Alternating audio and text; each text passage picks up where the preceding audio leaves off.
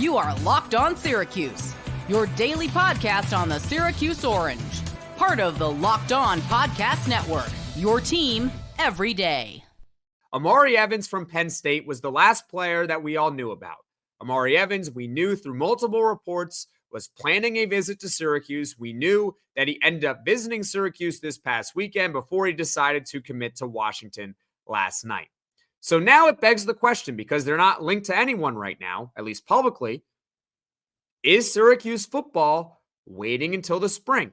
And feel free to chime in. Let me know your thoughts in the comments section below if you think Syracuse football is waiting until the spring, or if they're going to surprise me and actually make an addition soon.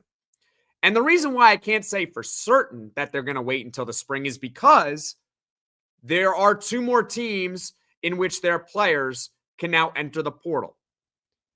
Ohio State and Notre Dame. Their season ended on Monday. And because of that, every player receives a 5-day extension to enter the portal for a team that enters the postseason. And the reason why that is the case is so they can play in their bowl game, they can play in the playoff game, and then enter the portal. Syracuse football also got a 5-day extension from when they played in their bowl game. And we saw John Ray Reed, the center for Syracuse in 2024, enter the portal during that 5-day window. So everyone gets it. So it's possible that Syracuse football, someone enters the portal from Ohio State or Notre Dame that they want and that they can get, and they decide to make that addition. But other than that, it's likely that the next transfer portal addition that they make will be in April. For those that don't know, there is a second transfer portal window. It opens on April 16th and it lasts until April 25th for everyone to enter the portal if they so choose. So there is an advantage in my mind for waiting until the spring.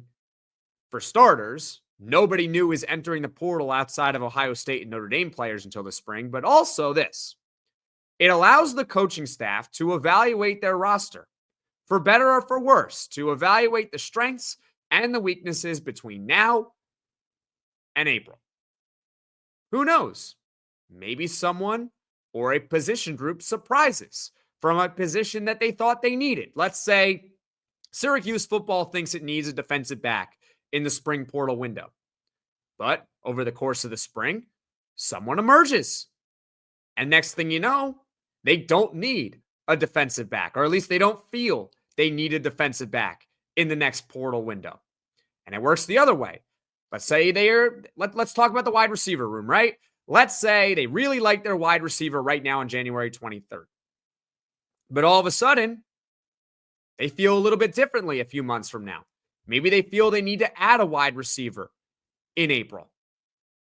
Well, you had all that time to evaluate, and now it allows every team, including Syracuse, to reassess their needs. So it makes a lot of sense for Syracuse and a lot of teams to just sit back and wait for the second portal window.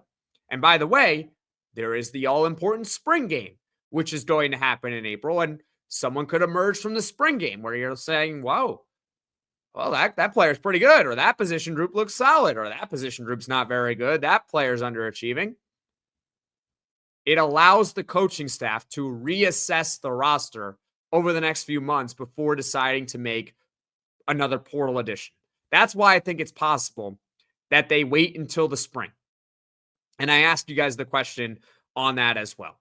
And as far as the spring portal window, I would not underestimate it.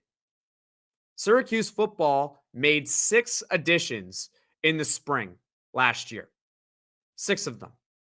And a few of them were big contributors to Syracuse football in 2024. Let's talk about them, all right? Clarence Lewis was the number 1 corner for Syracuse all year in 2024. Savion Washington, starting tackle for the Orange in 2024. You had Justus Ross-Simmons, who ended up being a depth wide receiver, but I think myself and many others had high hopes for Justus Ross-Simmons. And we talked about in the first segment how maybe he can recapture that form he had at Colorado State, where he was an all-conference wide receiver. Michael Johnson Jr. ended up being the backup quarterback to Kyle McCord all season long. You had Marcus Washington, a defensive back from Louisville. Before that, he was at Georgia. and also Will Nixon. So Syracuse football made solid additions in the transfer portal last year in the spring. And I think it's possible they're going to wait until the spring to make any more moves in the portal. But I'd love to hear from you in the comments section below if you think Syracuse is waiting or you think they might just strike in the next couple of days and try to get a Notre Dame or an Ohio State player.